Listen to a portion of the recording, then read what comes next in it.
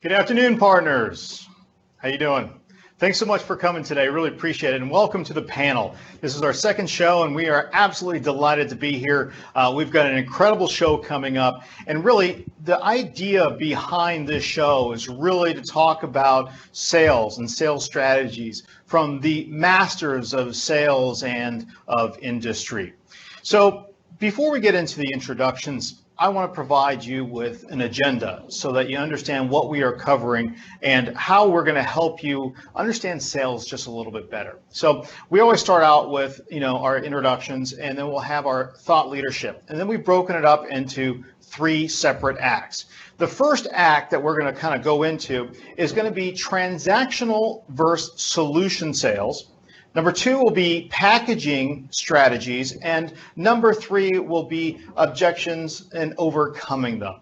Then we will have a call to action and, once again, a summary. Luckily, the internet is working today, which is awesome, but some of our other things weren't working. So, all right, so hey, this is it, call to action and then our summary. So, my name is Sherman Crancer, Senior Partner Channel Development Manager for the Western U.S., and want to say thank you so much for joining here. I'd like to go ahead and have our panel introduce themselves, starting with Demetrius. Yeah, good afternoon, everyone. My name is Demetrius Pozantides, and I'm the Partner Channel Development Manager for Northern California within our SMB group. Hi, Bradley CEO WTG. Bill Durham, CEO Basileia Consulting Group. Great. So, we're really lucky to actually have this panel here because it really brings a diverse set of, industry experts. Bill is an incredible partner of ours who started out really just by himself and really grew his business to becoming a managed partner for Microsoft, which is a pretty substantial achievement. Now, Vince comes from the telecommunications industry, a CEO of a master agent, which is basically where telecom agents go to source all of their internet and connectivity needs. Vince has been in the business for, I don't know, how many years? 20 years? 30 years? A little over 20. A little over 20. Okay, it's a long time. And then, Demetrius, we're very lucky to have him. He's PCDM for Northern California, and he really brings a lot of great sales acumen as well as ideas and strategies, and because he's been talking to a lot of partners up there. All right, so let's get into a couple quick updates. We want to make sure that you understand, every first Friday of the month at 10 a.m. Pacific Standard Time, you click on this, join our regional insider calls. We actually have Eugene Chi as actually leads them. And with that, you can always access this PowerPoint via our new board that we are putting out there for everyone to see and to show. So go to our new board, sign in, aka.ms/BLG, and then sign up to be a Microsoft Community Connections partner, and then take the project lead gen course. Remember, there's an open Q&A, so please submit your questions and answers to the group here. All right, so let's get into the thought leadership portion, and I really want to get into the idea of chiefs and Indians. And I don't know if many of you ever heard of this concept. There are chiefs and Indians out there. You probably heard it back in 4th grade when you learned about the chiefs and Indians, but maybe not in the context that I'm trying to say. So what I'm trying to get at is there's a story that I learned, or a kind of a lesson that I learned early on in life, and I remember I was at a restaurant with, I think, my father, right? And I think I was 13 or 14 years old, and the server at the time was just abysmal, right? And we've all had that. Once in a while, you get somebody just not into it, not doing it. And I remember looking at my dad and was like, "Hey, this is terrible service. Why don't they take any pride? Why don't they do something different?" And my dad looked at me and says, "Chiefs and Indians." And I said, "What does that mean?" It was Chiefs and Indians. And I said, "Okay, help me understand that. Explain it to me." He says, "Well, Sherman, in this world, there's chiefs and there's Indians.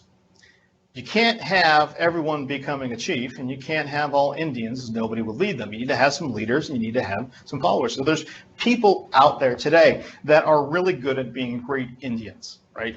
Where they're like, okay, I have a set number of clients, I have a set number of prospects, I have a set year-over-year growth, I'm okay, right? And then you have the chiefs that are looking at things and be like, wow, how do I change? How do I maneuver? How do I lead? How do I become a brand? How do I do things differently? Right? So really what it comes down to is really understanding, who you are. And that's what's really important. Who are you? Do you actually sit back and take some self-reflection and ask yourself, well, am I a leader or am I a follower? Understanding who you are and your weaknesses, removing hubris from from the way that you interact with other people can provide you key insights and key things to actually work on. If you're not working on your weaknesses and you think that you're everything to all people, you might want to check again. And you might want to ask hard questions from within your team. Now, if you have a good self-assessment and you understand, okay, I'm not necessarily a chief in sales. Man, I can be the chief in technology and leading our mission this way, but not in sales. And so what I would suggest that you do is you hire a chief, that is going to lead your sales operations and marketing, but also be very aware within your organization, who are the people that you can promote? Who are the potential chiefs that are in your operation? One of the things that I used to always do when I had direct reports, I was a VP of sales and had 36 agents underneath me, I actually do a lot of self-reflection type of surveys. And I would make it very honest and say, hey, look, we need your feedback to get better. If there's something we're doing or I'm doing that you just vehemently disagree with, please let us know so we can work on those different things.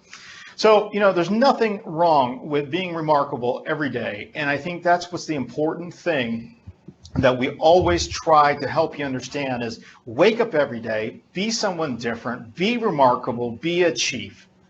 Now, I'll leave you with the one thing we talk about every Monday is that dreamers often just talk about what they're going to do, but leaders do what they talk about.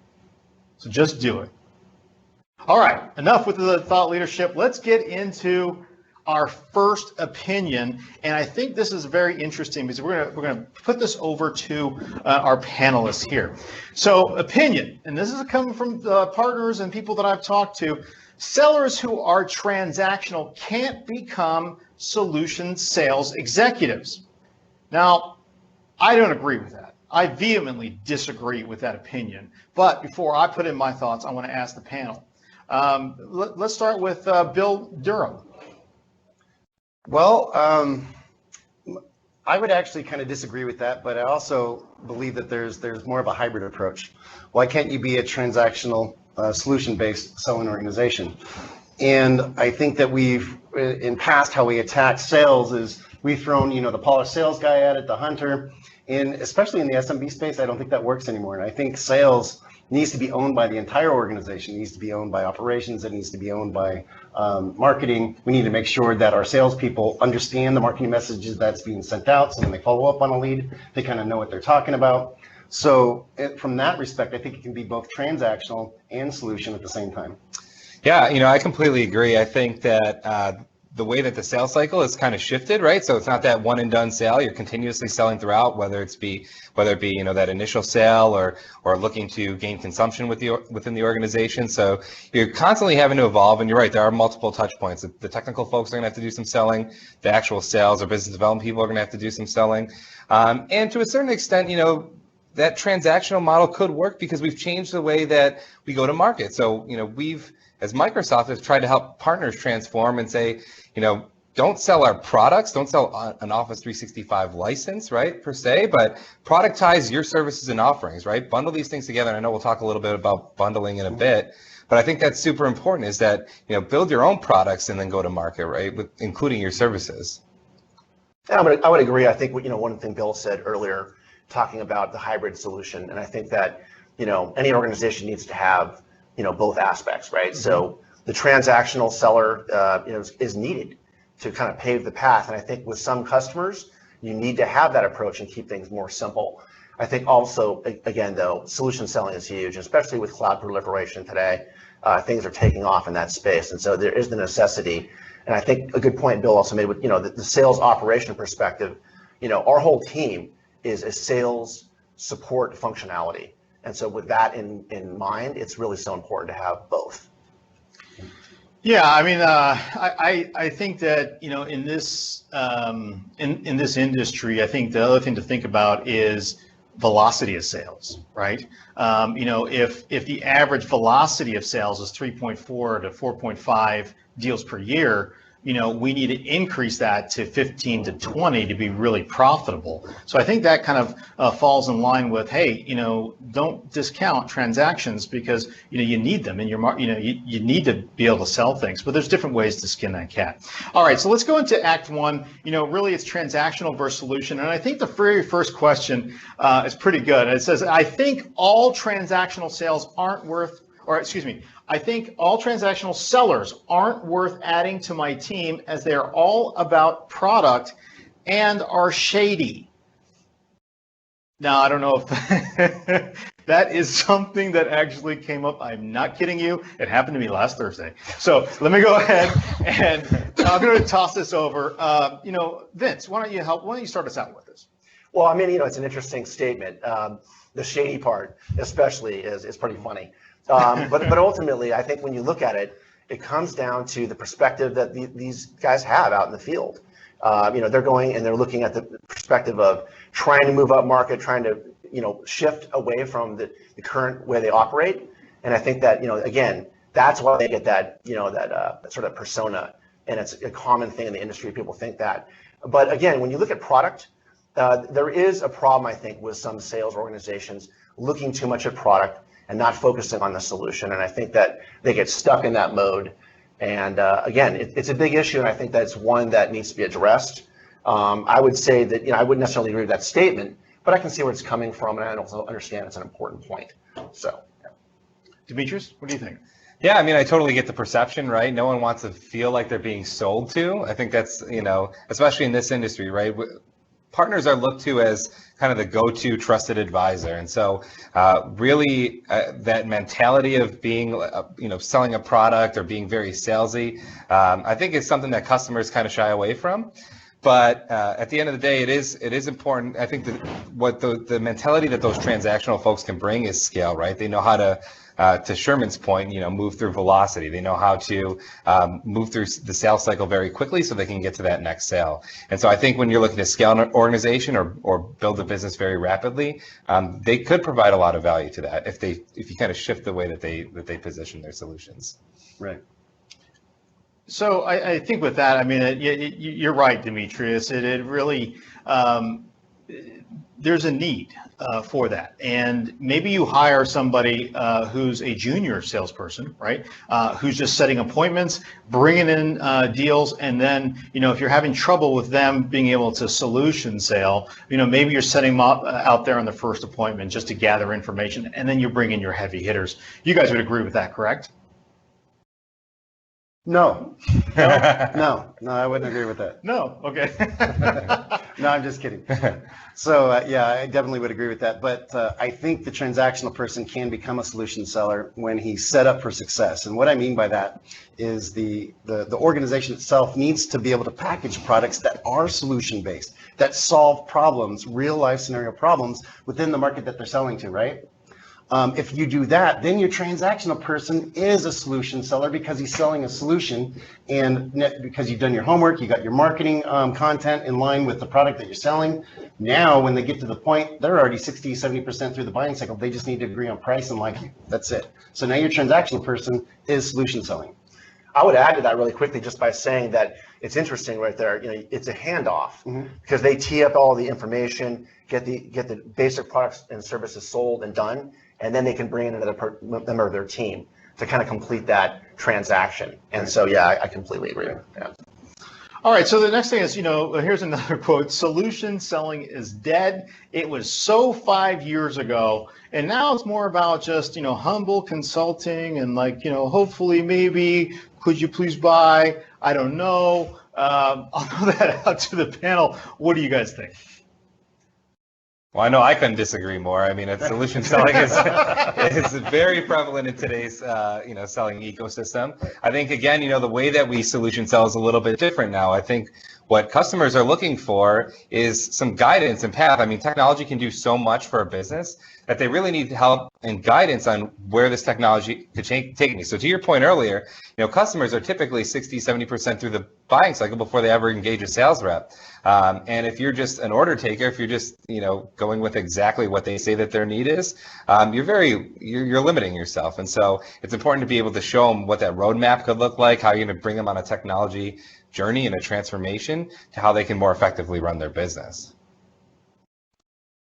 Great. So, well, do you think that solution sellers are less hungry than transactional sellers? And let's just back up for a second. And Vince, I think this is probably aimed to you, because you've been in telecom, and I come from telecom, so we both know that in telecom, you got like 3 months from when you're hired, right? And you got a 3-month ramp, and then if you're not producing in 3 months, boom, you're out, right? And so I would say, really, would they have the transactional sellers, the ones that are out of telecom or out of cable or whatnot?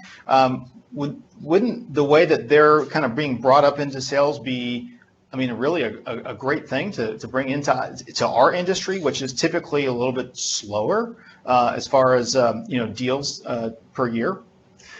No question about it, Sherman. I think it's a great point, because what's happening today with the convergence in the industry is you've got a situation where a lot of people from that telco legacy background are kind of stuck, and then you have the equipment world also with shrinking margins, also needing to kind of get into the connectivity space.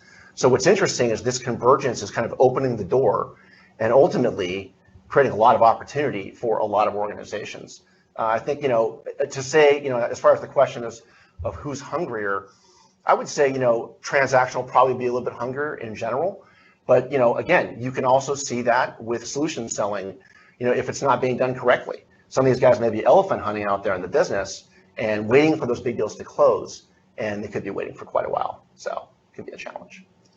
Demetrius, what do you think? You manage a lot of partners, and I imagine they range from the Jared Powell's, right, with Infinite, to the one-man shop. So what are your thoughts on this? And how are you partners hiring people?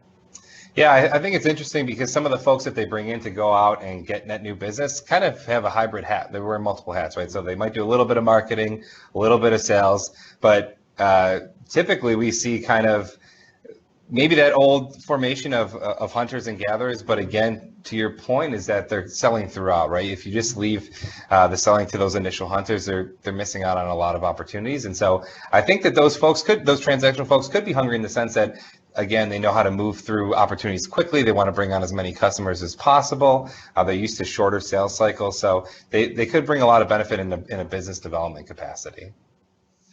Yeah, and then extrapolating on that, I think one of the other questions that came up is that, or opinions actually, that I got last week as well. We went to partner briefing, so it was fantastic. We had a chance to meet with a lot of people.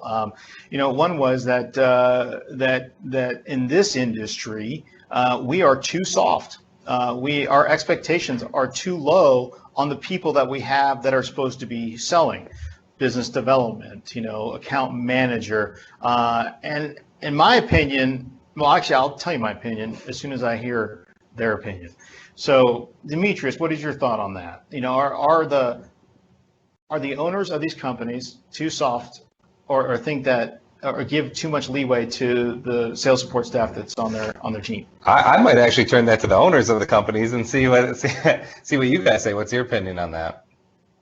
I don't know how you could be too soft, because you got to get the return on your money that you're investing in the salesperson in the first place. Absolutely. Not just that, but you got your marketing efforts, you got everything else that you put into the organization. So your cost, you got to recover that cost of acquisition for your clients. And yeah, that's you have to demand that they perform, and there's nothing wrong with demanding performance. And how are you going about, just to throw out another question here, how are you going about ramping up those potential salespeople very quickly? Because I see a lot of partners that have challenges with that, right? Mm-hmm. Particularly in the Bay Area, they're trying to hire a sales guy, they try him out for a few months, and things just don't pan out, and they see that a lot. So, do you have any best practices on the best way to ramp up a salesperson in a short amount of time? Well, I would just say quickly that, one of the nice things about the transactional salespeople is you know quickly what's going to happen with that, right? You don't have to wait as long. And to the point I was making about the cloud and how long these elephant deals can take to close. But essentially though, at the same time, these guys, again, to the point made earlier, I would say even more like 80% of the selling is done on the website before they even talk to a salesperson. And so if that transactional salesperson is good, they can get the job done. But it is a challenge right now.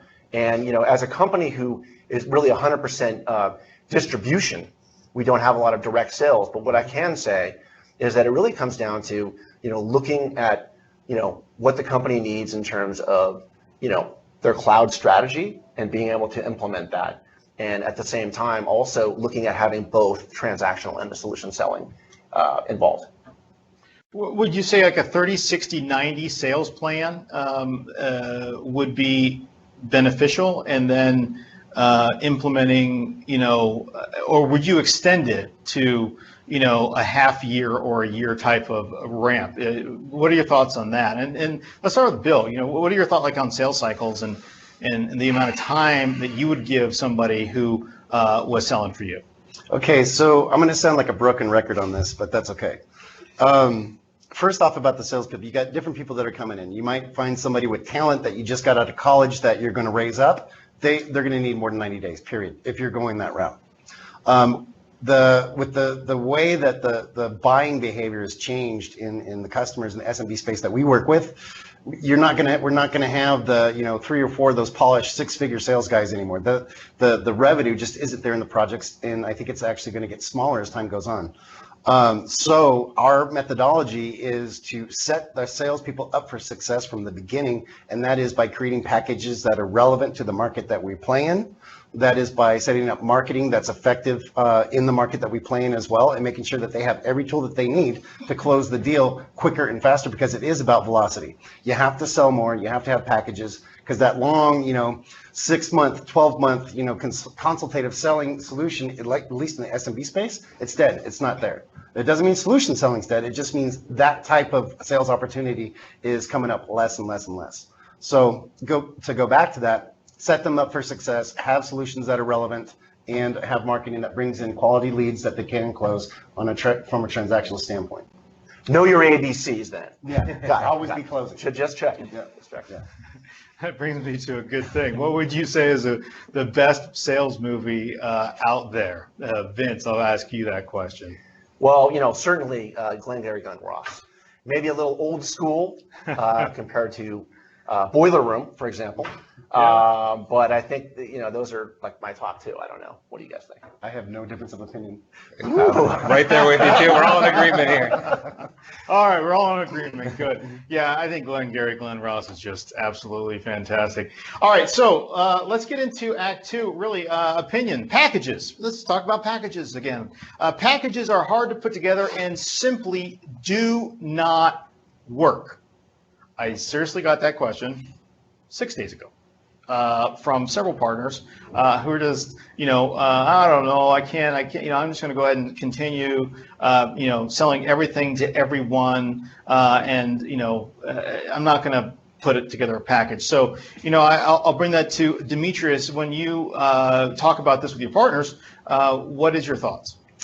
Yeah, I would say that some of my most successful partners are the ones that do build the packages together, right? So, if you're just trying to sell a product SKU by SKU and you're going up against a number of other partners and putting it out to bid, you're going to lose unless you're really the lowest price, and no one wants to get into that price competition. And so the way that you really add value is by building these packages. And I think particularly on the MSP side, whether it be that you're building a silver and gold and platinum package offering to your customers, or you're building industry specific, but there's a number of different ways to go to market. But if you give a customer some ability to choose, right, and say we have a number of different packages, but you have to go with one of these 3, it really helps the customer meet the standards that you're looking to hold, make sure that they're compliant and they have all the security in place and things like that. But to your point, Bill, it helps make your sellers a little bit more effective, because even the transactional folks can be solution sellers if you already have the solutions pre-packaged.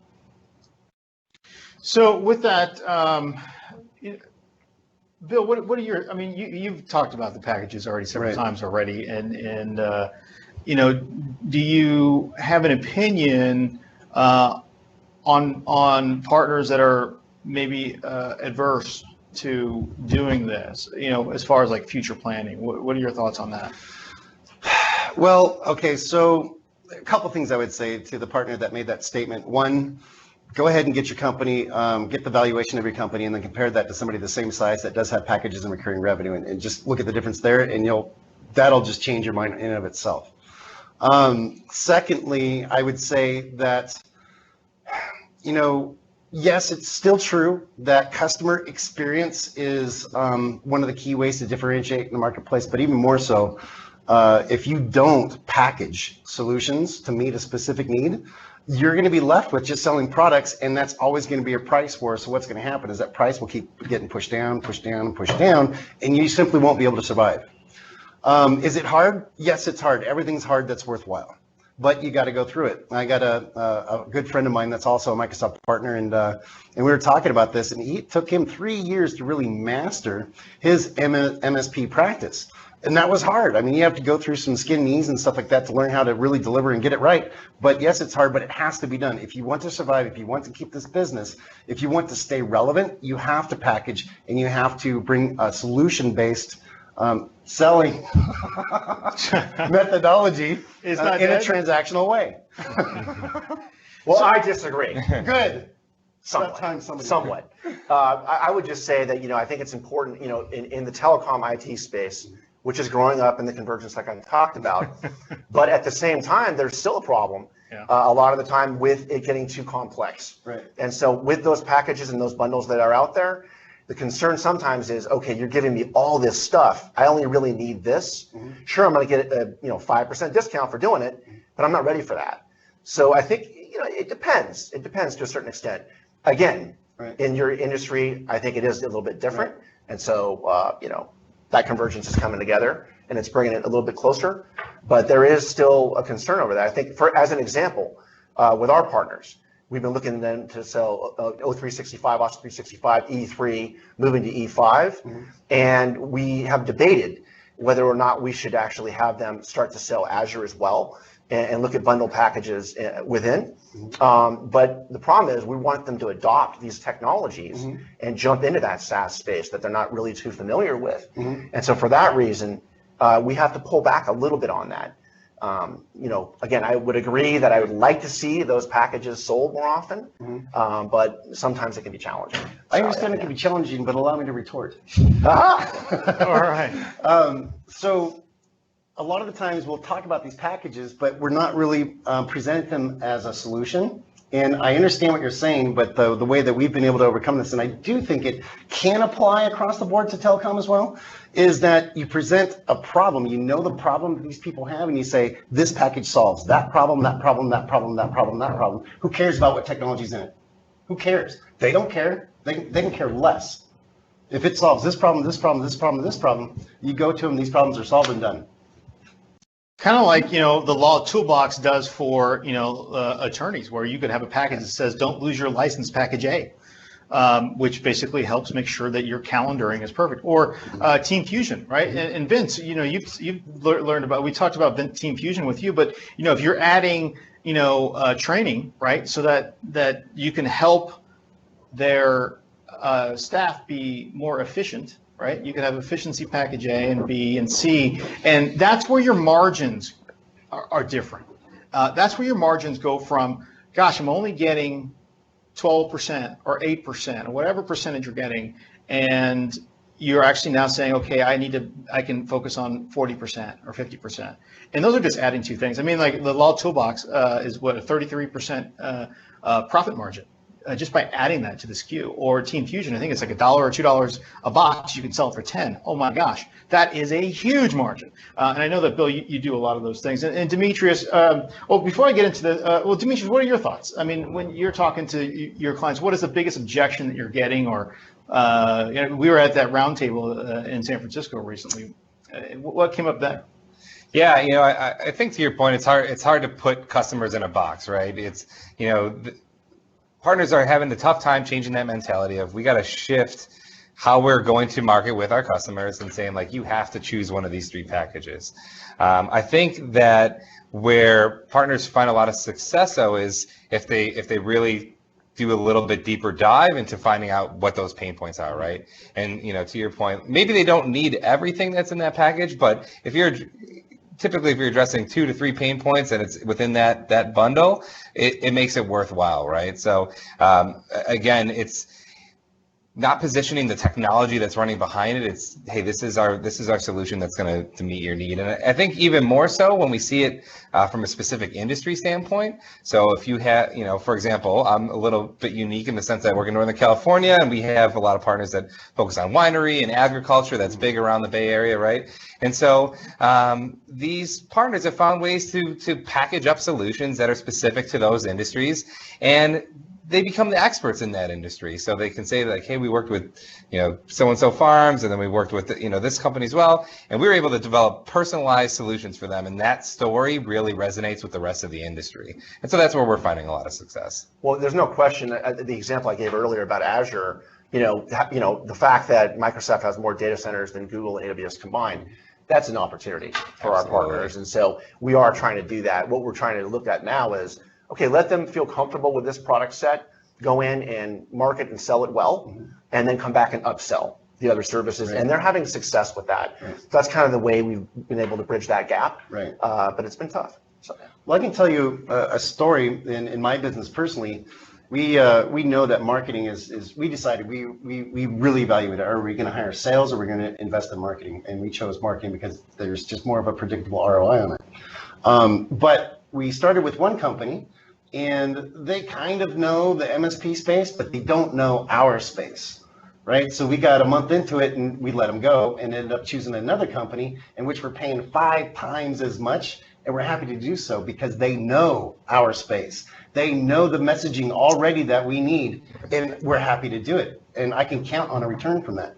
So I think that experience was a real eye opener for me. So we're trying to deliver that same thing to our customers. I mean, because they'll pay for it. If you're really talking to their needs, they'll pay for it. Yeah, absolutely. So one thing came from the audience. It was kind of a statement and then a question. It says, there is value in having the technical guys that are working with the clients, talking with clients and seeing the problems. Mm-hmm. Why is it always a salesperson and not a technical person that can do some of the sales?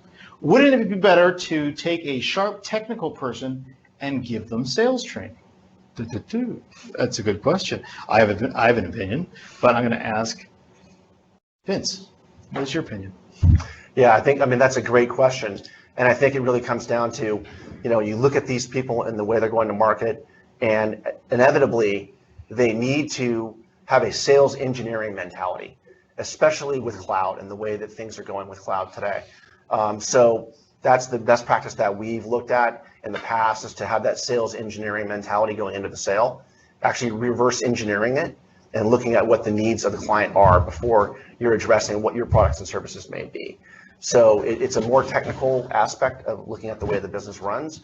I would say yes, to a certain extent, there is the necessity to get your salespeople trained in technical. Yeah. One example of that would be SD-WAN. It's a great product that's displacing MPLS in our industry. And we're actually now starting to see a lot of these agent sales partners diving in and learning this technology in our learning campus on our website. We're seeing a tremendous amount of increase in hits for the product, and it's exciting. So yeah, I think it's shifting a little bit to a more technical sale today. Demetrius, do you have any thoughts? Yeah, I mean, I would agree. I see a lot of shift from that traditional salesperson to like a technical account manager who's really doing a lot of the selling. I think those traditional sales roles have shifted a little bit more to doing maybe more marketing activities, trying to get a bunch of customers in a room and talk about solutions or doing kind of marketing at scale. And then a lot of the solution selling is coming from the technical account managers. Yeah. So I would say that there's a reason that there's somebody technical, and there's a reason why there's somebody that's in sales and marketing. And the Truly experienced sales and marketing folks understand the need to close business. They understand the need that they need to make 100 calls a day or 50 calls a day. They understand how to take rejection and actually turn it around and make it a positive, overcoming objections. Wow, that goes into our Act 3, which is so awesome. But yeah, you can train them. But it's like I would say that when you look at that, does your technical person have the killer instinct that the top salesperson is going to have? The will and the want to succeed and close business, and then let somebody else take care of it, right? There's a lot of people like that, but so you have to be a little careful, I think, with how you approach that. All right, so the Act 2 is really about packaging strategies. We're here to help you understand that. So packaging, there's another question. Packaging leading edge solutions is the way to build a profitable and scalable business. This comes from a thought leader in the industry. I just talked to him today. He was really smart. So Vince, why don't you help us understand that? Well, I think that example I just used about SD-WAN was a good one, because what's happening today is that you've got a situation where, again, the MPLS WAN technology that existed, for many years, and it's been the most popular way to go to the WAN, is kind of dying now. And so this technology enables the ability for customers to actually not have to have the firewall on every edge of their network. And it's intelligent in terms of the fact that the bandwidth utilization is going to be based on what kind of circuit do you have there, what kind of traffic is it video or voice that's delay sensitive and things like that. And so this technology has really enabled in a big way a lot of these partners to actually shift into the cloud really overnight, essentially. But the nice thing about it is that regardless of what carrier they're using or what country they're in, or even if they've got legacy MPLS or VPN technology, they can add it as they go. And again, back to that point we were just talking about, this is shifting things in a big way. And so I would say that would be, in my opinion, the product of the year in the telecom space anyway, obviously shifting into the IT space as well. But it's exciting to see, because I think it is bringing a lot of this stuff we've been talking about today together. Perfect. All right. So now this is a great one. Why on earth would I change my go-to-market strategy when I have steady 8% growth year over year and I live by referrals? I hear that a lot. Well, not the growth part, but I just live by referrals, and that's all I'm going to do. Bill, let me ask you that, because you're really in the business. You're in the thick of it. Well, I think that may work in some industries, such as legal or something like that, but not in the technology industry. And this may sound harsh, but if we don't package vertical solutions or package solutions that meet specific needs, our go-to-market strategy will soon be go to food stamps. That's awesome. Vince, what are your thoughts on it? I agree. I mean, I think it's well spoken, and I don't have much to add to that. It's pretty straightforward. But again, it goes back to the same thing we were talking about, where that shift has got to occur, and it has to happen now. So that's all I have to add to that.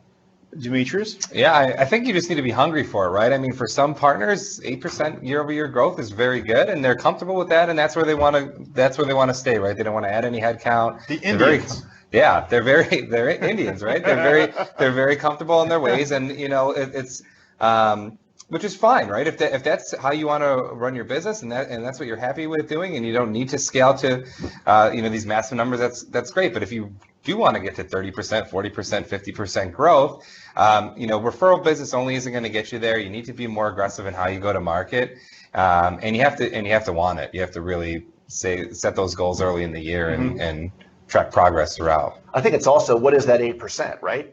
I mean, if you're looking at the new technology and the new services that need to be sold today, that's going to be where you need to focus. So if it's 8% on that transactional, same products that you had last year, that's going to die over time. It's just a matter of time. So it's moving up market.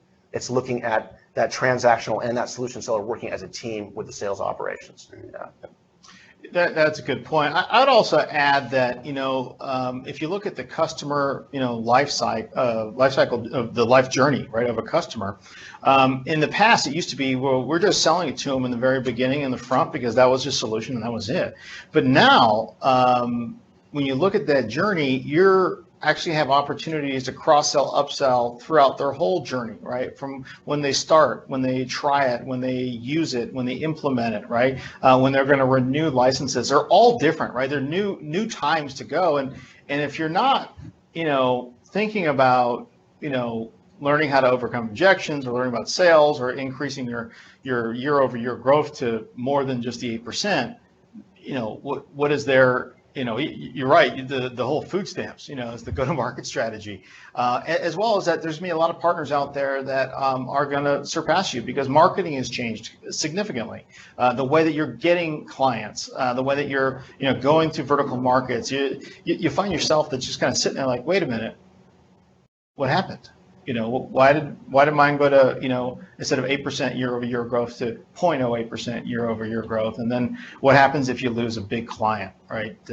That would really significantly affect you. So the next question really is, we have one from Dave Siebert, or Cyber, excuse me. For today's cloud market, what's the average time length to close a new prospect? That's a great question. You're probably wondering a lot about that. Who wants to pick that up? We've been seeing increase when we get a prospect that's a fit for some of the solutions, the packages that we put out, 2 weeks. 2 weeks. Okay. 2 weeks. That's very good. Vince, when in your industry, in the telco industry, what is the typical?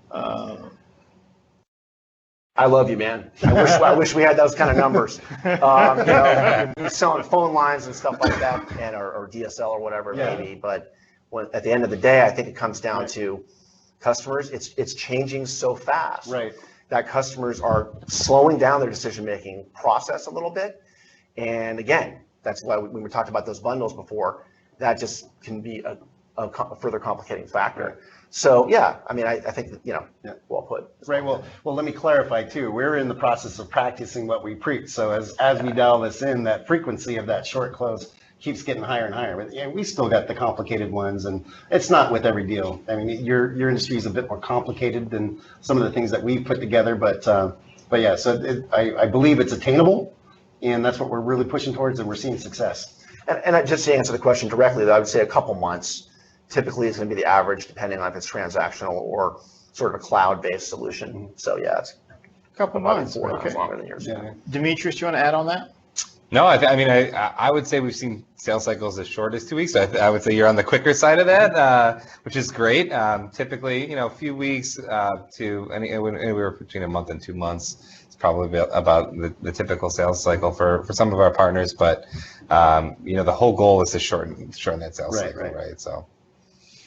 Yeah, I think, but what that answer gives you, and if you're really taking a look at your business, what that answer provides you is, okay, well, if it takes 2 months to get a sale, what is your profit margin on that sale? And now you can back out the numbers and figure out how many sales do you need to establish a 20% year-over-year growth, 30%, 40, or 60%. But also it gives you a lot more information as to, well, how much margin am I making on that sale? Is there a possibility? Is there a different way to maybe change what I'm selling or adding this or that to, increase margins? And I'll throw this to Bill, actually. How long did it take you to kind of find the right package, and find the right margin to actually sell to your customers? It was not overnight. Back to the original first question, it's hard to do this, and it is. It takes some experiments. It takes feeling the market. It takes a couple failures to really be able to get to that point. But I would say we've been working on this for a couple years now, and we're really starting to dial it in now. It's not. I'm not here to say, oh, you can just do it overnight. As more and more people do it, it might become easier because they'll have that knowledge out there. With partners sharing with each other, right? But yeah, it's not easy. But what I can say is that it can be done. Like even the whole marketing thing. The marketing thing was a complete mystery up until probably about 10 months ago. And now we know exactly what we need to do to dial it in, right? But it took time of, learning and trying and all these different things to really get it dialed in. But here we are. So a long time. So I'll throw this one over to Vince. What are the upcoming products that you would suggest to package?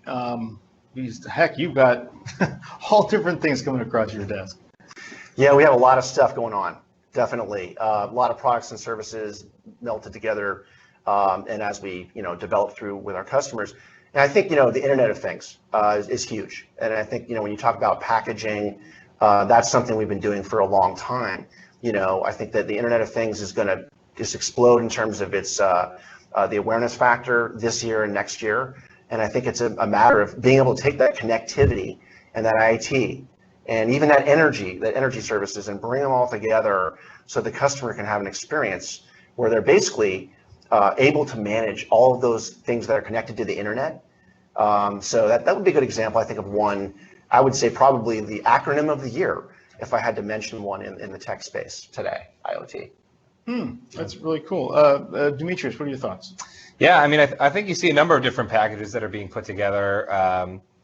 You mentioned a couple of them, Sherman, about tying in Law Toolbox or a Team Fusion, something that's going to enhance the Office 365 experience. Where we also see partners reaching is security is a huge hot topic for a lot of customers today, and so again, not just selling the suite of products, but how are you going to enhance? How are you going to manage those devices? How are you going to protect the data that's on those devices, protect the users and their identity? And so there's a lot of cross-sell that would be considered within the Microsoft stack, but when you deliver to the customer, you're not mentioning an EMS or an Azure, right? You're kind of just delivering one full solution to them. Right. And I kind of want to add to that, and I should have said this earlier when it comes to packaging. It's daunting to say I got to come up with my own IP, especially if you're a smaller organization, right? Well, we didn't realize this until late, but you don't have to do that. You can use ISV solutions just to package and go vertical. It's already done for you. And that's a great shortcut to get ramped up a little bit faster in packaging, and you can even charge a few more in services dollars on the license to set those up. If you're selling CRM, Click Dimensions is a great one. Law Toolbox is a great one. There's so many out there to choose from. But using ISVs is a great way to kind of package and deliver vertical solutions. Yeah, I think that's a great point. And even on our in our SMB Partner Center, we have an ISV showcase that highlights some of those top ISVs. I was at an ISV conference in San Francisco a couple weeks ago, and I got to meet a lot of really cool SaaS applications from outsourced HR to marketing tools, things like that. So there's a lot of other things that you can do to just talk about how technology can enhance productivity in the way that a company runs their business. Right. As long as they buy Microsoft first. So the next one. Now we were at a meeting, an external meeting. So we're not going to tell you which one. And I got this. Well, Sherman, help me understand why Microsoft is not providing the packages directly to compete against, AWS. Why aren't you guys giving us those packages? And why aren't you, doing that? Because it's just too confusing. I just don't know what to do, and I can't spend the time or the effort to do it. I asked the panel this. What are your thoughts? Demetrius, I'll ask you this first because you're from Microsoft. I know that world a little bit, right? So I get that question all the time. I think particularly with Azure, it's a difficult sell, right? Because there's so many different options, so many different, one of the things that really scares partners, I think, is the variable costs that are pretty difficult to plan for. And so, the feedback from some of our top partners is, don't worry about what those variable costs are because they're very minute compared to the overall package that you'll deliver to your customer. I think that it's important for our partners, and I think our new model CSP has enabled this, right, where partners don't have to get a customer's not getting a direct bill from Microsoft. So you're able to bundle in different solutions within our stack, within other cloud vendors, and even build your own packages from an infrastructure perspective, some of the services that you're going to offer, and you can really get creative with it. And I think it does take a lot of trial and error. There's, I've had I've had a few partners that have been kind of burned because they try something that doesn't work, but they learn very quickly, they adapt, and then once they get a hang of it, it's scalable. I think one of the initial things that we did, the points that you put up there, Sherman, was profitable and scalable. So the profit comes from being able to bundle all these solutions together, not have to show line item costs, right? And the scalable comes from the ability to just be able to rinse and repeat those solutions, to the masses. Right. Yeah, I think you need to be careful what you ask, because if you're having them bundle for you, they're also taking your margin, and that's the whole point behind bundling, is getting that additional margin. Yep. I would just quickly add that, in the telco space, we've had to sort of do some bundles with the O365 model to kind of augment that, get it going. But at the same time, we have a lot of VAR and MSPs in our distribution, and so it's a challenge for us. It's a conflict sometimes. We don't want to compete with them, and we do see there's so many solutions out there, to the point made already about ISVs, et cetera. So we're kind of working through that at this time. So. All right, so let's get into Act 3, overcoming objections. So why, here's an opinion, another one. Why should I learn about overcoming objections if I only work on referrals? So I'll ask this to Bill. Do I really have to answer that? Yes. Yes, you do, because that was a real opinion that came across the desk. I have had referrals that came with objections, so I obviously had to overcome objections. There's always objections to something. And even with cloud adoption today, the way it is, we still hear, well, is my stuff safe? So that's an objection that's always going to, well, I don't know if it's always going to be there, but it's still lingering. So you always got to be prepared and to handle objections. But there's, again, with productize or with bundling and having your literature out there already handling those objections up front, by the time they get to you, that's a great way to get rid of those objections before they even get to you, if that makes any sense. Absolutely. So what would you say are the best way to set up a system for overcoming objections within like your company? Or I don't know if you guys have any best practices. We'd love to hear about them. I'll take a stab at it. I mean, again, not having a lot of direct sales in our organization, it's a little bit different. But we look at it from the perspective of, hey, if this is an existing customer, we can't afford to lose them. When we're upselling these cloud services and stuff like that, it too often I think people can go, well, I'll just bring up more other information or whatever, distract from the conversation, the objection, and lose the sale over it. And so I think that's pretty sad. I think that the way it needs to be dealt with, again, going back to what we talked about a little bit earlier, was that engineering mentality and reverse engineering the solution as you go in. So you're coming in with the information and you've got it and you're prepared for that conversation. I think it also touches on another thing we talked about, which is that transactional salesperson may not be able to have that conversation and answer those objections the same way a solution seller would. And so I would say, make sure you've got the right ammunition when you go into battle to make sure that you get the job done. So that's awesome. And Demetrius, what are your thoughts? Yeah, I think preparation is key, right? It's just, you have to work together as a team to understand what those common objections are and really understand what the root cause of that objection is, right? Is it a matter of price? Is it a matter of skepticism? Is it a matter of education? And a lot of times when you offer a solution to a customer, they say, oh, we don't think we need that. And it's our job as sellers to show what that value is to the customer and really make it understandable that this is why you're paying that price and this is why it's super important. So the example I always give out there is disaster recovery. I think as IT providers, everyone knows that it's so important to have a disaster recovery plan for your customers, but a lot of SMBs don't think of it because it's kind of like an insurance policy, right? If they've never been through a disaster, they're going to say, okay, well, why do I need this?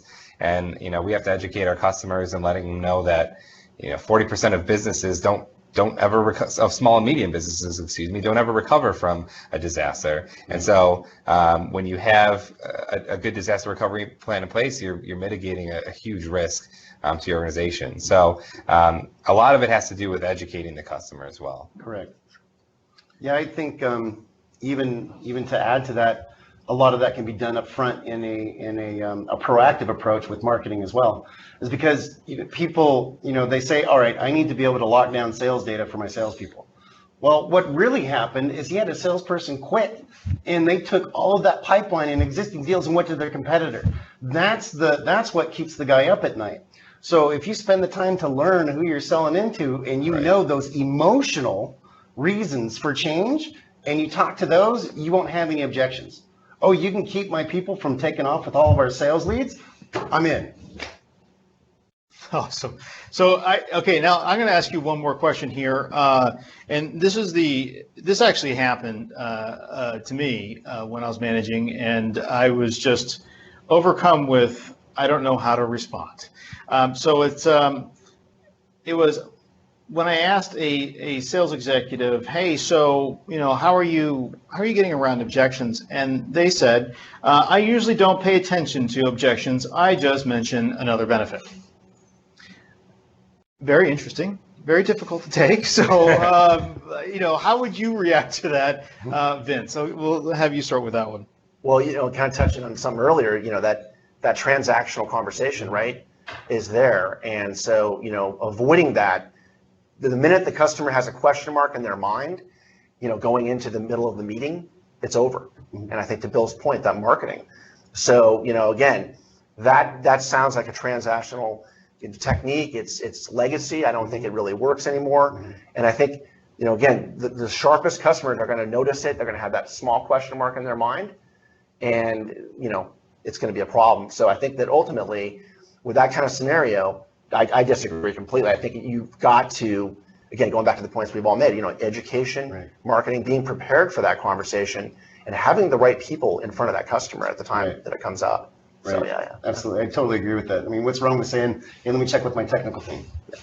Exactly. Let me ask somebody smarter than me. Yeah. Yeah. And if you're completely ignoring an objection, I mean, it's just more shadows of doubts that are building in the customer's mind. Correct. I think you see a lot of that from junior salespeople. Yeah. So their first tendency is like they know all the value-added services that they could bring to a customer, but they have to recognize that not every service that you provide is a value to the customer. It's all going back to that solution selling and understanding what that root pain point is first.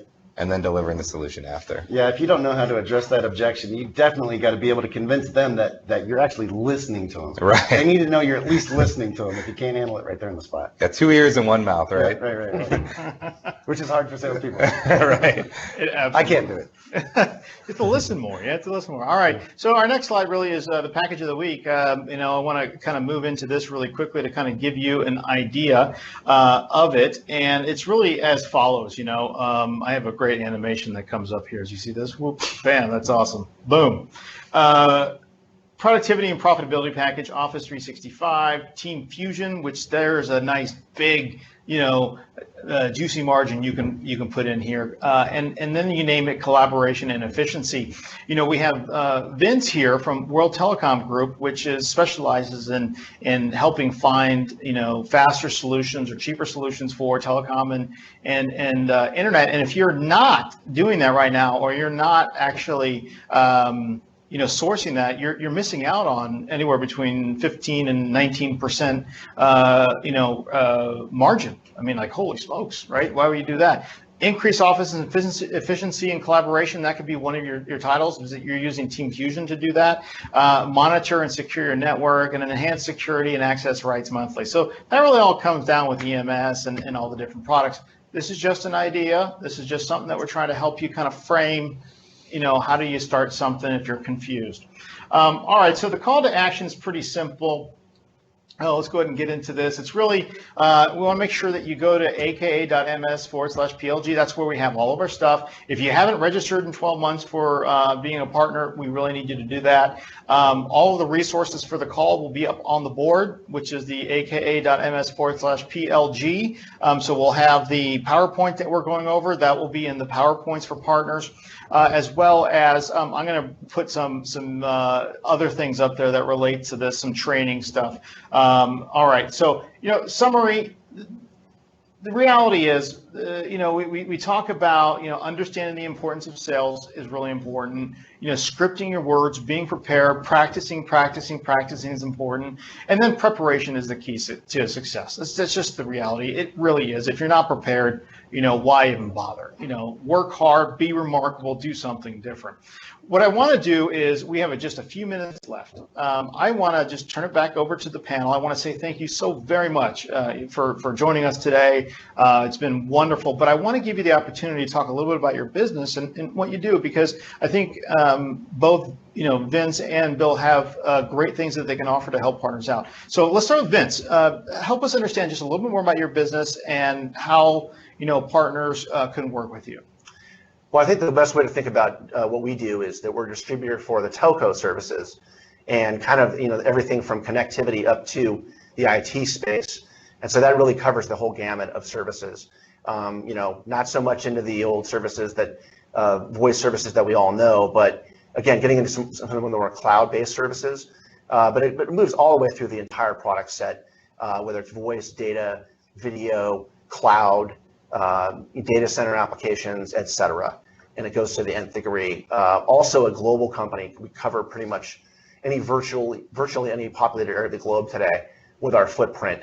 And so I would just say, consider that connectivity piece to Sherman's point, because it's a crucial element. And as we all know, if you're giving the customer a complete solution, as we've talked about, you can retain that customer. Whereas if you're leaving holes in the solution, or if you're not helping them with everything, and there's a hole there, and another person can get into that account. So look forward to seeing you guys out there. Thanks. Bill? All right. Well, we focus on Office 365, which I'm pretty sure almost everybody does, but more of our business is in the Dynamics 365 for financials and the sales space. And I think an area where we can really help, an area that we do help other partners, is that if, I know Microsoft's probably been banging on your door saying, hey, you might want to get into this. If it's a little bit daunting, you don't have experience with it, we can actually help you, get a couple customers up and running at a rate that helps you be profitable. But the point is not to just come in and be a services arm, but to help you get up to speed and get familiar with the technologies so you can add that to your practice. I think that's probably one of the ways that we've been helping other partners, and one of the ways that we might be able to help you. Awesome. And Demetrius, just reiterate what you do. Yeah, of course. So my job is to really help partners build their SMB business in bundling some of the cloud technologies that Microsoft has to offer. And so, my territory is in Northern California. And again, we consider SMB, small medium business segment, to be typically 500 seats and less. Sometimes that can go up a little bit higher depending on the customer. But at the end of the day, we have a really fantastic West Region SMB team. We have someone who covers Northwest. We have someone who covers Southern California and the Desert Mountain States. So a lot of coverage for our partners. If you have any questions, feel free to reach out to us, and we can kind of point you in the direction of a good resource that can help you. Great. And Kevin, could you possibly put up the contact information just real quick so I can just show the. So here's the contact info. I'm going to put this right up on the PLG board. I'm going to put it right next to the PLG or the panel call, so you can easily just grab the PowerPoint, download it, contact any one of these. We are so excited to have them on here, and they are great partners for our partners at Microsoft. So for the partner, by the partner, and for America, thank you very much for joining us today, and we look forward to seeing you next week. Have a good day. Bye-bye. America.